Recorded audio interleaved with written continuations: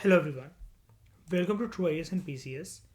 दोस्तों, इस लेक्चर में हम लोग बात करते हैं कि कॉन्स्टिट्यूशन के फेडरल फीचर्स क्या हैं। मतलब हमारे कॉन्स्टिट्यूशन में देखो, क्या आप इतना एग्री करते हो कि फेडरल फीचर्स और यूनिटरी फीचर्स दोनों तरह के फीचर्स देखने को मिलेंगे, है ना? तो हमें ये जानना है कौन से ऐसे फीचर्स हमारे कॉन्स्टिट्यूशन के अंदर जो कि हमारे कॉन्स्टिट्यूशन को एक फेडरल आउटलुक देते हैं। उसके बाद हम जानेंगे कौन से ऐसे फीचर्स हैं हमारे कॉन्स्टिट्यूशन के अंदर जो हमारे कॉन्स्टिट्यूशन को एक यूनिटरी आउटलुक देते हैं। फेडरल फीचर से हमारा मतलब क्या है यहाँ पर? क्या इंटरप्रिटेशन है चाइनीज की?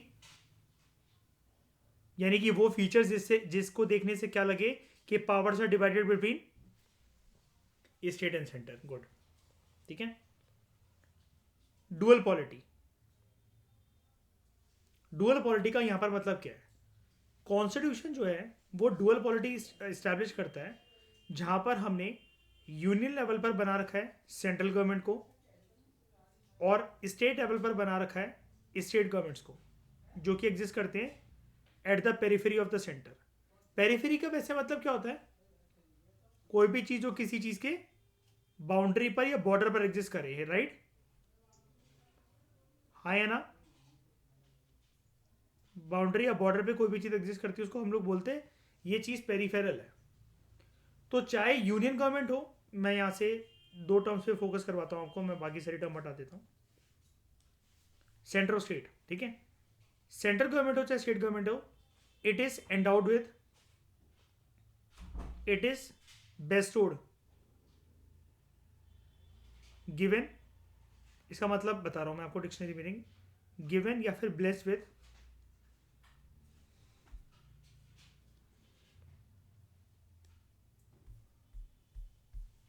सुगंधा मोटी, टाइम पर आया कर।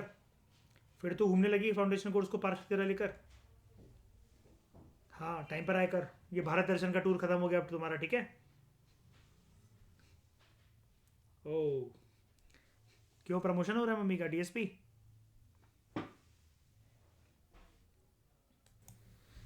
तो दोनों जो है each is endowed with sovereign powers to be exercised in the field assign to them respectively by the constitution. संविधान ने यूनियन गवर्नमेंट को भी कुछ कुछ पावर से नवाज रखा है और स्टेट गवर्नमेंट को भी कुछ कुछ पावर्स दे रखी हैं, है ना?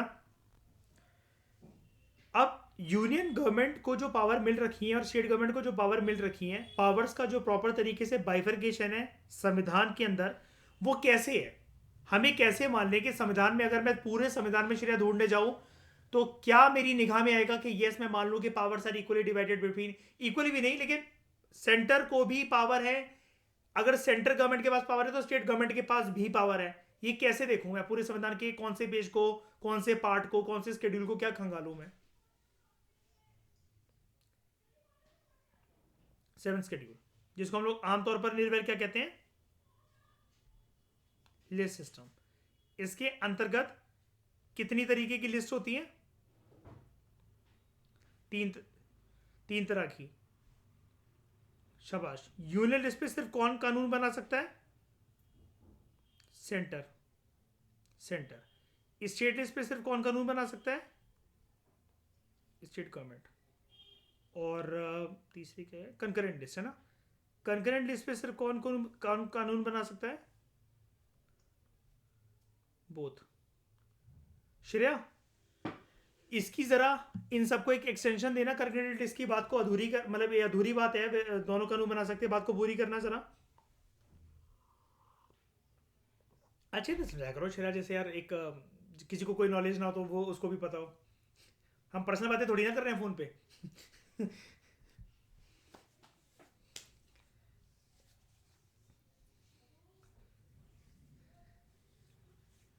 प्रिवेल करेगा, यानी कि अगर देखो अनन्या, श्रेया ये कहना चाह रही है कि अगर सेंट्रल गवर्नमेंट और स्टेट गवर्नमेंट दोनों कानून बना सकते हैं, लेकिन अगर भिड़प हो गई ना, जैसे मतलब मान लो आप स्टेट हो, मैं सेंटर हूं, आपने भी वो टॉपिक चेरी पिक कर लिया, मैंने भी कर लिया, है ना? अगर बात आएगी कि किसकी बात प्रिवेल करेगी, दोनों ने कॉमन टॉपिक उठा लिया, तो श्रेय आंसर क्या है इसका? क्या आंसर है? यूनियन गवर्नमेंट, सेंटर की बात प्रिवेल करेगी। लिस्ट सिस्टम के अलावा एक पावर और होती है सेंट्रल गवर्नमेंट के पास, उसको हम लोग क्या कहते हैं? Residuary power. और ईशा, इसका मतलब क्या होता है?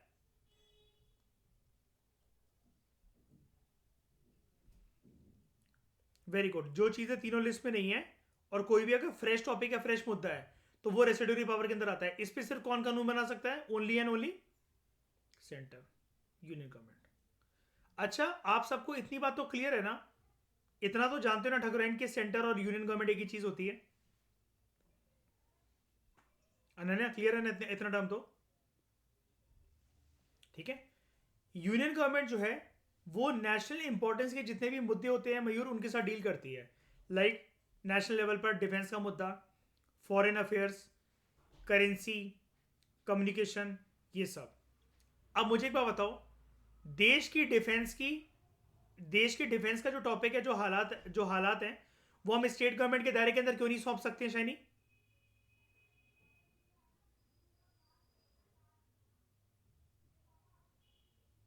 वो बॉर्डर सिक्योरिटी पूरी कंट्री के लिए, और राज्य का दायरा एक राज्य के अंदर ही होता है ना अनन्या? फॉरेन अफेयर्स का जो टॉपिक है वो हम किसी एक स्टेट के ऊपर क्यों नहीं छोड़ सकते हैं?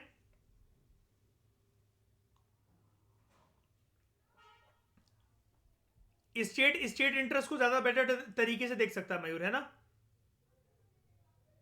और फॉरेन अफेयर्स के मुद्दे पर डीलिंग करते हुए श्रेया, सेंट्रल गवर्नमेंट इस बात का ध्यान रखती है कि किसी भी राज्य के इंटरेस्ट प्रभावित ना हो किसी भी कंट्री से डीलिंग करते हुए, है ना? एग्जाम्पल देता हूं उसका मैं आपको इस बात का। जैसे मान लो कोई न्यूक्लियर पावर प्लांट स्टैब्लिश होना है जापान की मदद से। एग्जाम्पल के लिए मान लो तमिलनाडु के अंदर सबसे फेमस न्यूक्लियर पावर प्लांट कौन सा है हमारे देश के अंदर? कुदम कुदनकुलम न्यूक्लियर पावर प्लांट, है ना? अगर वहां पर किसी भी प्रकार की अनहोनी होती है, तमिलनाडु के नागरिक सफर करेंगे कि नहीं करेंगे? कर सकते हैं कि नहीं कर सकते हैं? बहुत सोच समझकर तमिलनाडु के अंदर एक इस उस जगह को चुना गया होगा ना, जहां पर वो प्लांट स्टैब्लिश करा गया है। वो जगह कहां पर है? बिल्कुल पानी के बगल में, ताकि कल को कोई भी अनहोनी होती है तो बहुत सारा पानी डालकर या पानी में उस प्लांट को बहाकर हम बहुत बड़ी अनहोनी होने से रोक सकें। क्योंकि न्यूक्लियर पावर प्लांट के अंदर किसी भी प्रकार की लीकेज को श्रेया हम लोग पानी डालकर रोक सकते हैं, काफी हद तक उसके नेगेटिव रिपरकशन को कम कर सकते हैं, राइट? ठीक है अनन्या, ये वाली बात समझ में आई मैंने क्या बोला? ठीक है। स्टेट गवर्नमेंट जो होती है, on the other hand, they look after the matters of the regional and the local importance, like public order, agriculture, health, local government and so on. ठीक है। ये पहले से ही प्री डिफाइंड है क्या कि स्टेट गवर्नमेंट इन सब के ऊपर कानून बनाएगी और यूनियन गवर्नमेंट इन सब के ऊपर कानून बनाएगी? कहां पर? 7 शेड्यूल में। ठीक है, जिसको हम लोग आमतौर पर क्या कहते हैं? This system. ठीक है। तो डुअल पॉलिटी है। डुअल पॉलिटी का होना ये हमारे कॉन्स्टिट्यूशन का पहला फेडरल फीचर है। ओके, क्या समझ में आया श्रेया डुअल पॉलिटी से?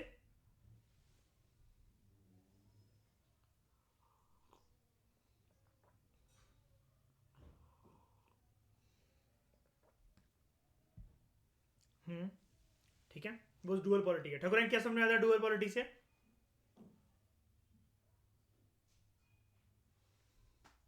ठीक है, हाँ बोला, बताओ ठाकुर, तुम भी बोलो, कुछ बोलना है तो।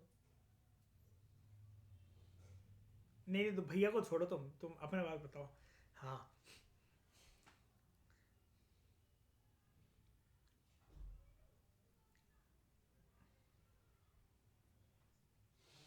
और टॉपिक कहाँ से मिले हुए हैं अनन्या?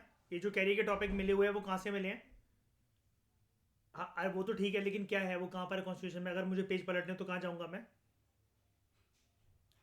7 शेड्यूल में, लिस्ट सिस्टम में। ठीक है, उसके बाद बात करते हैं एक और फेडरल फीचर की, रिटन कॉन्स्टिट्यूशन।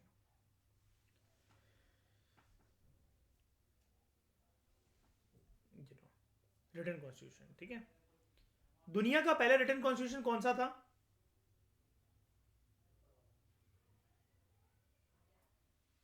हम्म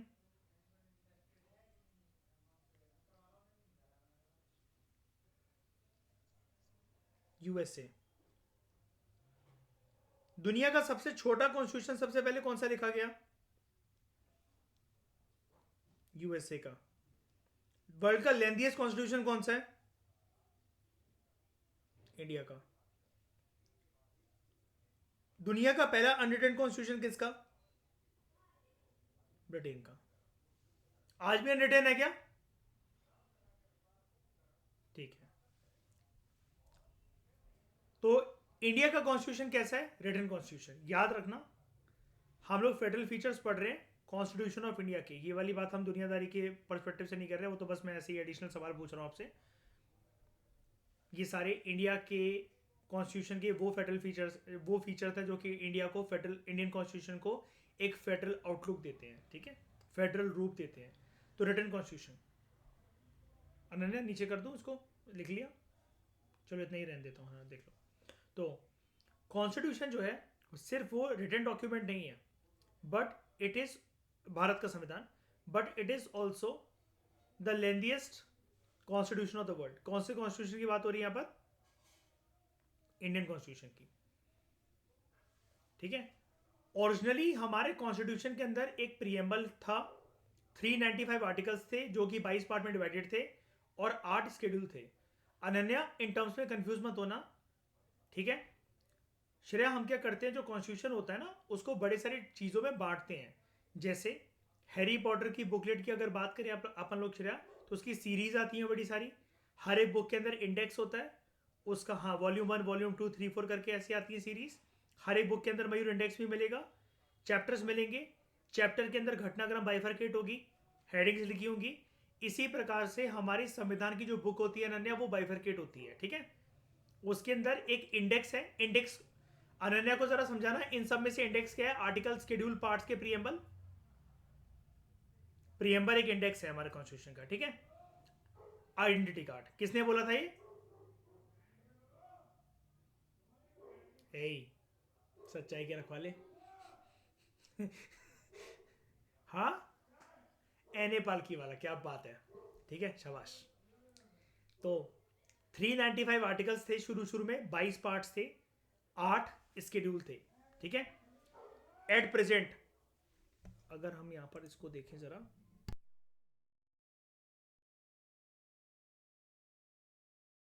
जो अमेरिकन कॉन्स्टिट्यूशन है दोस्तों, originally it consisted of only 7 articles. Australian constitution में 128 आर्टिकल्स थे, और कैनेडियन कॉन्स्टिट्यूशन में ओरिजिनली 147 आर्टिकल्स थे। हमारे कॉन्स्टिट्यूशन में ओरिजिनली कितने बता रहे, कितने आर्टिकल्स थे जब कॉन्स्टिट्यूशन बना था? 395। तो ये क्या कहना है इसको, ठीक है, कि it is the lengthiest constitution of the world?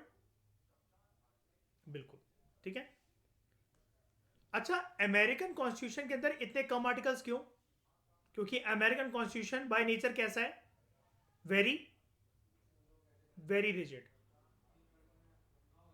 हमारा कैसा है? And flexible both. इसलिए हमारे कॉन्स्टिट्यूशन को हम क्या कहते हैं? Constitution as a living document, ठीक है। तो 395 आर्टिकल्स हैं जो कि 22 पार्ट में बाइफरकेटेड थे और 8 शेड्यूल थे ओरिजिनली।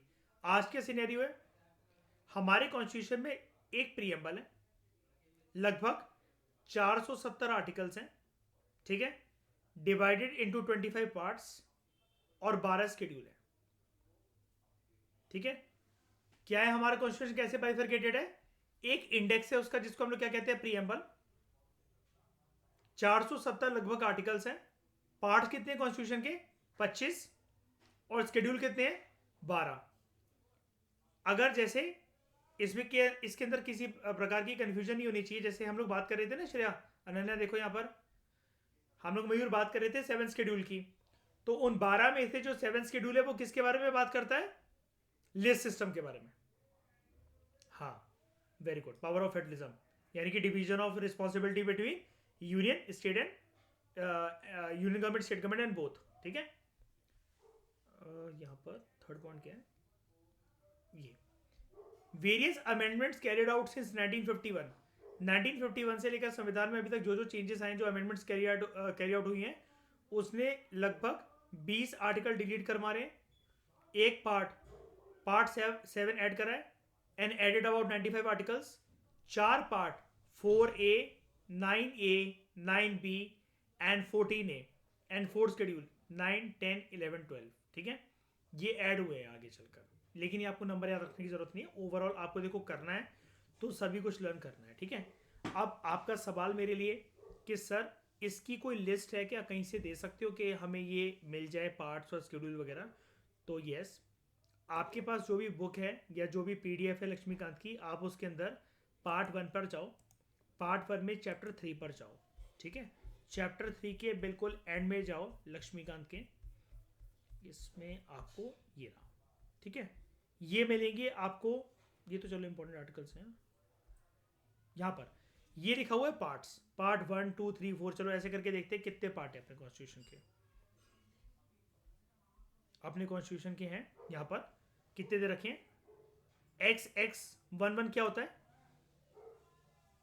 22, लेकिन वो तो 25 कह रहा था अपन को पार्ट्स, क्योंकि यहाँ पर जो बीच के जो ऐसे होते हैं, जैसे 14 है 14A, ठीक है, तो ये हो गया 23, ठीक है। ये हो गया यहाँ पर 24, ये हो गया यहाँ पर 25, ठीक है।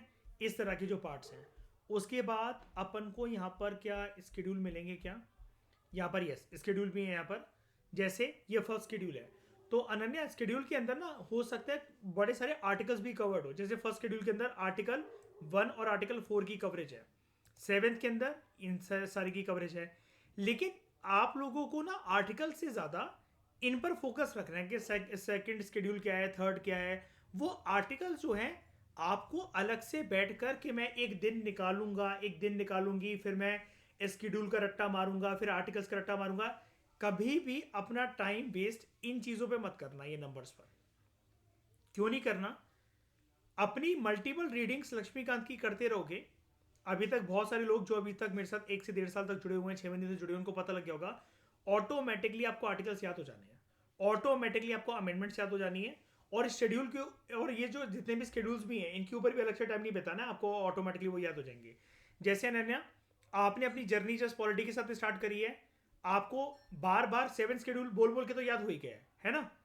तो देख रहे हो पूरी जर्नी में जो आपको 12 शेड्यूल याद करने हैं, एक तो याद हो गया ना। ऐसे करते करते बहुत कुछ याद हो जाएगा, है ना। और श्रेया एक बार को आप अपना नाम भूल सकते हो, सरनेम भूल सकते हो, है ना, लेकिन 42nd अमेंडमेंट एक्ट तो नहीं भूलोगे, 44 तो नहीं भूलोगे, है ना। मयूर अपनी बंदी का नाम भूल सकते हैं, इंदिरा गांधी का नाम कैसे भूले। तो 7th schedule division of powers between the union and the state in terms of list 1 जिसको हम लोग कहते हैं union list, list 2 state list, list 3 concurrent list. अब देखो अनन्या तैयारी ऐसे होती है, आपने कभी इस पेज को तो नहीं देखा ना, लेकिन मुझे बताओ यूनियन लिस्ट इसके ऊपर सिर्फ कौन कानून बना सकता है, सेंटर। स्टेट लिस्ट के ऊपर सिर्फ कौन कानून बना सकता है, कंकरेंट लिस्ट। दोनों अगर लड़ाई हो गई तो किसका किसका कानून प्रिवेल करेगा, सेंटर का। अगर जिस टाइम पर इमरजेंसी या कोई आपातकालीन वाली स्थिति है, एक्सीजेंसी इमरजेंसी है, तो फिर सारी पावर किसके पास आ जाएगी, स्टेट लिस्ट में से भी सिर्फ कौन कानून बनाएगा। अब आप यहां पर तो कहीं नहीं लिखा हुआ, आपको कैसे बताइए, ध्यान से, क्योंकि आपने सुना है, थोरो रिवीजन करी है तो याद हो गया आपको बस। अब मैं समझ गया ना मैं क्या बोलने की कोशिश कर रहा हूं। अलग से बैठना नहीं है इसके ऊपर कि मैं एक दिन अलग से बैठूंगी इसको याद करूंगी, ऐसे कभी याद नहीं होने वाला ये सब कुछ। तो प्रेजेंटली श्रेया ये सही है क्या, डेटा सही है ना, है ना। प्रेजेंटली यूनियन लिस्ट में जैसे हम लोग जो टॉपिक मेंशन नहीं करते हैं अनन्या कि इतने इतने टॉपिक्स हैं जिसके ऊपर यूनियन गवर्नमेंट कानून बना सकता है ना। तो अभी यूनियन लिस्ट में कितने टॉपिक्स हैं ठकुराइन, 98। ओरिजिनली कितने थे, 97। ईशा स्टेट लिस्ट में कितने टॉपिक्स हैं, 59। ओरिजिनली कितने थे, 66, सिर्फ इसमें कम हुआ है। कंकरेंट लिस्ट में अभी कितने टॉपिक्स हैं, 52। पहले कितने थे, 47। यानी कि कंकरेंट लिस्ट के भी बढ़ गए 47 to 52 और यूनियन लिस्ट के भी बढ़ गए 97 to 98। सिर्फ इसके कम हुए हैं, 66 थे 59 हो गए, किसके, स्टेट लिस्ट के। ओके, यानी कि आपसे कोई पूछे केंद्र की सरकार यूनियन गवर्नमेंट कितने टॉपिक्स पर कानून बना सकती है, 98। स्टेट गवर्नमेंट कितने टॉपिक पर कानून बना सकती है, 59। और कंकरेंट लिस्ट ऐसे टॉपिक्स, ठीक है, जिसके ऊपर दोनों यूनियन गवर्नमेंट स्टेट गवर्नमेंट कानून बना सकते हैं, ऐसे कितने हैं 52। लेकिन इनमें से अगर कोई ऐसी चीज हुई कि सेंटर भी कानून बना रही है, स्टेट भी कानून बना रही है, और एक कन्फ्लिक्ट की सिचुएशन पैदा हो गई, तो किसके द्वारा बनाया गया कानून प्रिवेल करेगा?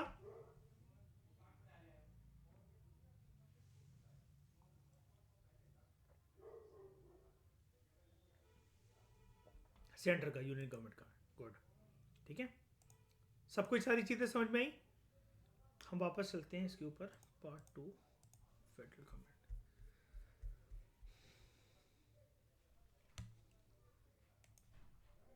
क्लियर है सबको ये?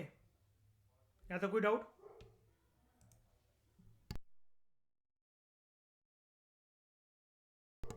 उसके बाद यहां पर क्या है कि it specifies the written constitution जो है, it specifies the structure, organization, power and functions of both the center and the state governments and prescribes the limits within which they must operate।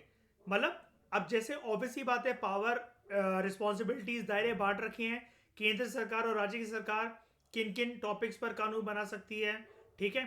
तो ये स्पेसिफाई करता है कि उनका structure, organisation, power, functions क्या है सेंट्रल स्टेट गवर्नमेंट का। Written constitution की बात हो रही है यहाँ पर। And prescribes the limit with in which they must operate. तो ये किसी भी प्रकार की मिसअंडरस्टैंडिंग या डिसएग्रीमेंट अगर सेंट्रल स्टेट के बीच में हो सकता है, तो उसको अवॉइड करता है रिटन कॉन्स्टिट्यूशन। ओके, तो ये एक फेडरल फीचर है।